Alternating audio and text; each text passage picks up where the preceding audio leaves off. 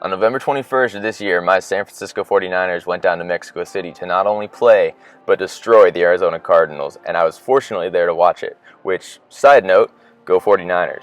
After that game, however, it was time for me to fly home, and I was flying home on Mexico's version of the ultra-low-cost carrier. Now, I've never flown on Volaris before, but from what I hear, what the word on the street is, it's similar to that of Spirit or Frontier and what we'd find in the United States. So I figured I'd try it out for a cheap flight home. My flight today from Mexico City to Oakland, California on Volaris cost me only $45 per person, so I purchased 2 seats and then an additional $9 per person to select a seat ahead of time.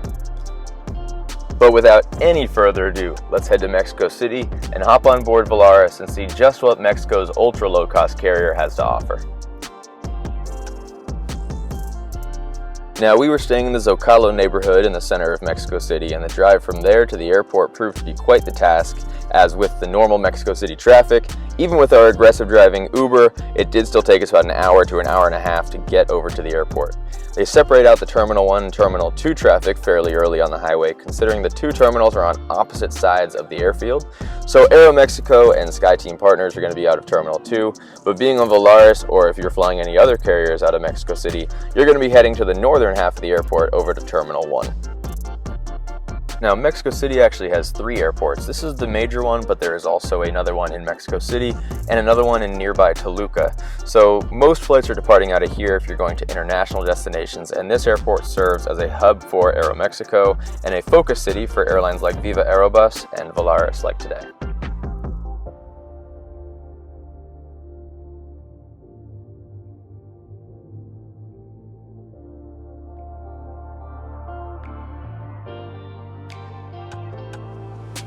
Now, labeled at the bottom of the signs for each door, you can see that there's either domestic departures or international departures. Our Uber unfortunately dropped us off at the domestic departures for this flight. However, the Volaris counter just inside had counters for domestic and international flights, so it ended up working out for us. Now, Volaris has the largest check-in over in Terminal 1. Most airlines have your normal check-in counters. However, there's almost a wing dedicated entirely to Volaris. On the left side is all the domestic departures. And on the right side, that line of people that I'm going to be getting in now is specifically for international departures. Now, when you get to the counters, if you already have your boarding pass, you can go to the self-serve kiosks to help you out. I unfortunately did not have my boarding pass ahead of time. I was unable to get it, so I had to go to the counter and get my boarding pass. But shortly thereafter, I was able to take my boarding pass to these self-serve kiosks, scan it, and get the bag tag for my bag. On Volaris, you actually prepay for bags before you show up. And so if you scan your boarding pass and you've already paid for a bag, it will print out your bag tag, you can put it on the scale, and attach that bag tag. Now, I noticed my kiosk was missing the L from Volaris, and originally I wrote it off. Looking around the terminal, however, I noticed this stand over here, also missing the L, and the stand to the right of that one was also missing the L.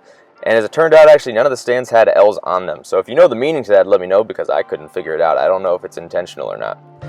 After that, we headed up the escalators to the international departures, which is actually on the upper level, as we can pass through the passport control and customs before getting to our gate. Once upstairs, you can see all the check-in kiosks down below where everyone's there getting their boarding pass and whatnot. As we continue to head down our aisle off to the international departures, you can see this is kind of where all the customs are. When you arrive to Mexico City Terminal 1, you're also going to come out in this same wing, but there's plenty of restaurants, shops, currency conversions, all kinds of stuff you could need for passengers arriving and departing from international destinations. Now, one thing that I've had fun doing as I travel is figuring out just where airports like to put their duty-free stores, because every airport is a little bit different. Here in Mexico City, it is immediately following the immigration and security checkpoint that every passenger must go through. From that, we headed out to our gates and walked through the main corridor to get out to the actual boarding gates from the duty-free store. Airline-specific lounges, if you're traveling on one of these airlines, is directly following the duty-free store. So if you are on an international ticket with business or first class, that's where you're going to head. However, the main concourse does have some of the other lounges that are more credit card specific, like the American Express lounge, the MasterCard lounge, and things along those lines.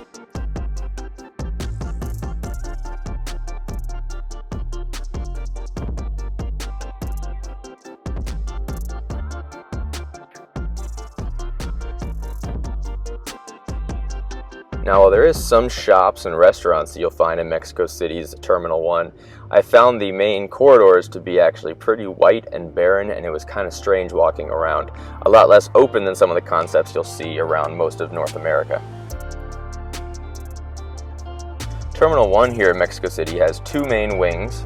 In the first wing, all the way at the far end, was my gate for today. At the end of the first wing that you pop out of, you'll see a large rotunda, and I found most of these flights to be going to the United States to different destinations. I'm not sure if that's by design or if it was just a coincidence, as much of Mexico City's destinations are in the United States. Just to the left of that, there is an additional duty-free store and hallway, which will actually take you out to the rest of the Terminal 1 gates out in the second wing. Oakland read the sign at gate 28, and so while they started boarding group 1, I went and sat down and waited. Volaris does board by group, however I did notice that when they called boarding for our flight, everyone just kind of lined up and there was nobody actually enforcing that group. But to avoid waiting in a super long line for a super long time, I decided to get comfortable and hang out for a while. Another bummer about Mexico City's Terminal 1 is all the gates have these bars over them. It does help to keep the airport a little bit cooler, especially with how hot it gets in Mexico City, but it is very subpar as far as the views go. Eventually I decided to suck it up, figuring that I was going to have to wait in the line anyway, and I just went ahead and got in the line to board and walked past the completely useless Group 3 sign, considering that every passenger went directly through the Group 1 line. After one last passport check and scanning our boarding pass, we were able to finally head down the jet bridge and get on our A320neo up to Oakland. Now, upon reaching the seat and looking around, I definitely would say that it's much better than the United States ultra-low-cost carriers, and more on par with more of the domestic normal carriers like United and Delta as far as seat comfortability and legroom went. They had a full-size tray table, which was nice and folded down, and while there was no literature in the seatback pocket for you to look through, you'll notice that on the seatback ahead of you inside the tray table is a QR code. Scanning that QR code gets you access to the full magazine with stuff like food and in-flight offerings, as well as some reading and entertainment to keep you occupied. I'll take a second to show you through some of the stuff you can see on that, and if you're not interested, go ahead and skip ahead in the timestamps below.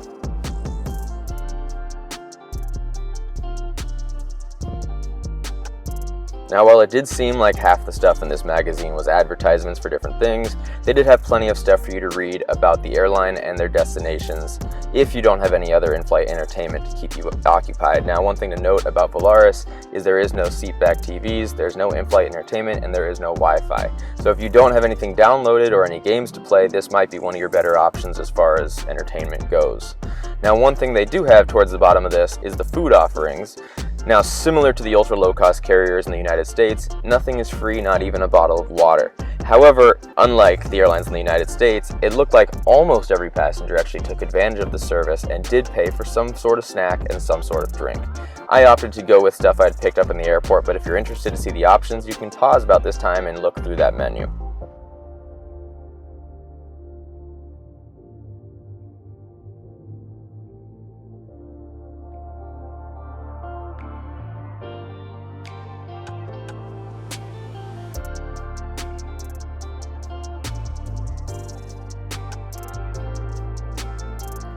Now, they do have a map of destinations here, and I do have to say that this is not a map of Volaris destinations, considering there's places like Buffalo and Bismarck, which Volaris does not fly to. My best guess is that it also includes a lot of Frontier Airlines destinations, considering on this flight I learned that Volaris and Frontier Airlines actually have a partnership. So if you have any more information about what the destinations on this map are, or if you can confirm my theory, go ahead and let me know below. Now a little bit of a look at actually some of the seat. You can see here as an average size 5'9" person, I had plenty of legroom for my knees, even with my backpack under the seat, especially because I had this room off to the side in the window seat to extend 1 foot at a time at least.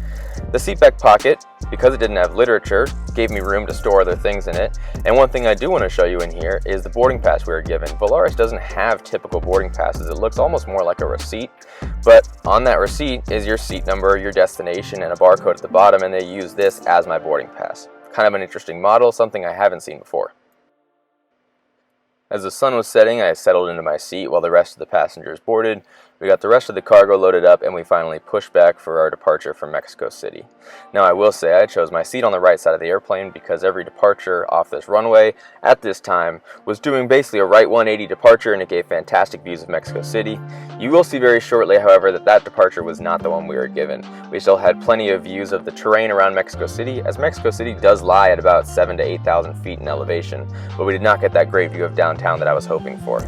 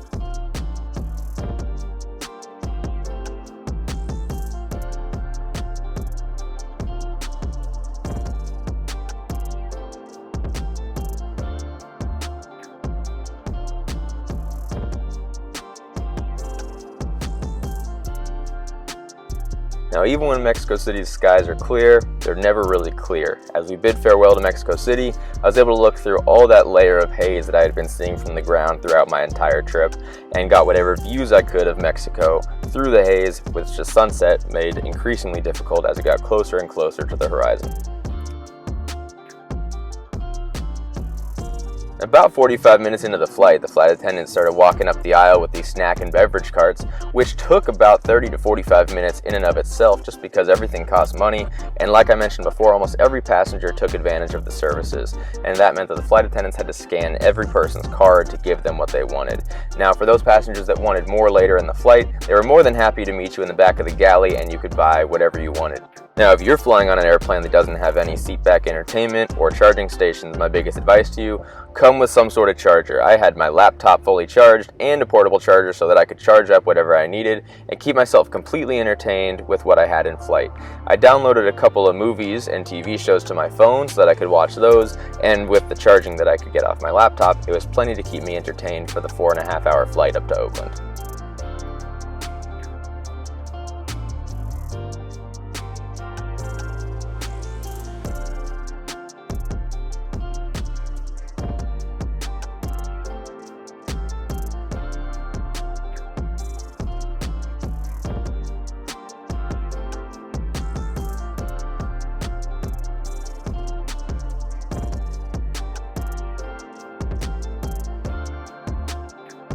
Now, another thing that differentiates them from the US low-cost carriers is that the seat actually does have a recline function, something that you will not find on airlines like Spirit or Frontier, and the recline was actually fairly nice. With a comfortable seat and a nice recline, I definitely could have even taken a nap if it came down to it. And with the sun setting more and more, I got my last views of Mexico and the Mexican mountains before we crossed the border at nighttime back into the United States. Now, I recently got the iPhone 14 Pro, and if any of you guys video with it at night, let me know if you have any strategies, because for the life of me, I cannot get it focused on 1, 2, or 3 times zoom. I can only get it on a half zoom. So let me know if any of you guys have a solution to this problem.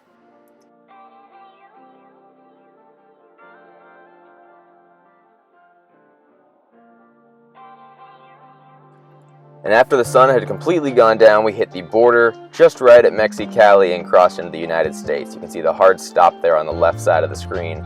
That is the US-Mexico border on the border of Calexico and MEX Cali. Now, I didn't actually have a map in flight, so after the flight, I was trying to figure out exactly what we had flown over, and so if I'm incorrect, please don't hate me. But from what I could wrap my head around, we flew over places like Palm Springs, you see the city lights of places like Ontario and San Bernardino, and finally we flew over the lights of Bakersfield before basically lights became a thing of the past until we reached the Bay Area.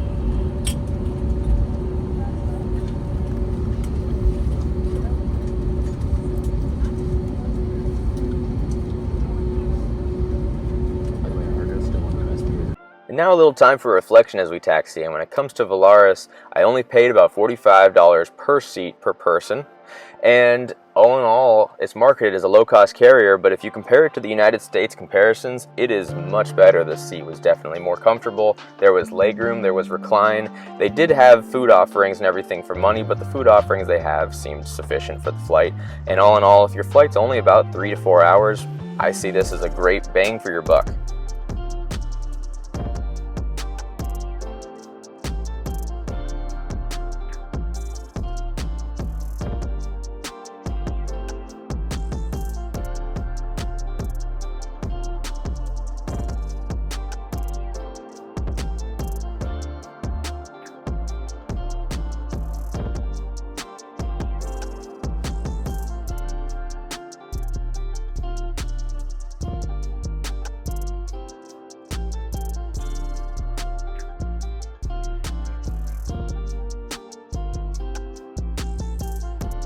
And as we taxi into our gate here in Oakland, if you've watched my Azores video to Oakland, you'll know this, but Oakland only has one gate connected to US Customs.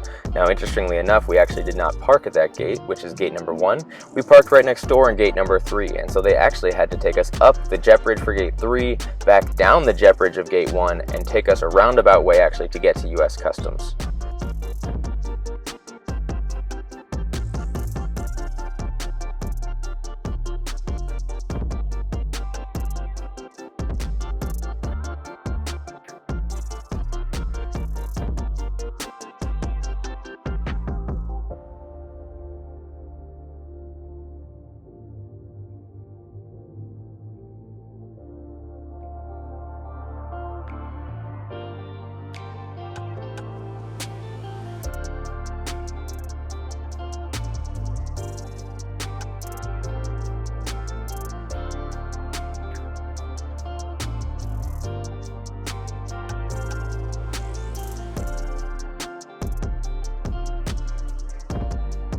Now, for those of you who might be a little less familiar with Oakland International Airport, they have Terminal 1 and they have Terminal 2. Terminal 2 is all Southwest flights and Terminal 1 is everybody else. There's a small, very small amount of flights from international destinations, and so the international arrival section is fairly limited. Here we get our bags when we head out through customs, and it drops you out right about at the Terminal 1 TSA checkpoint, for those of you guys who are able to situationally picture where that is. From there, you head down past the check-in counters and out to the curbs where you can meet your ride or hop on BART and get wherever you need to go in the Bay Area. In the meantime, though, I thank each and every one of you guys for watching. Please stay posted for some upcoming videos. Welcome to Oakland, California.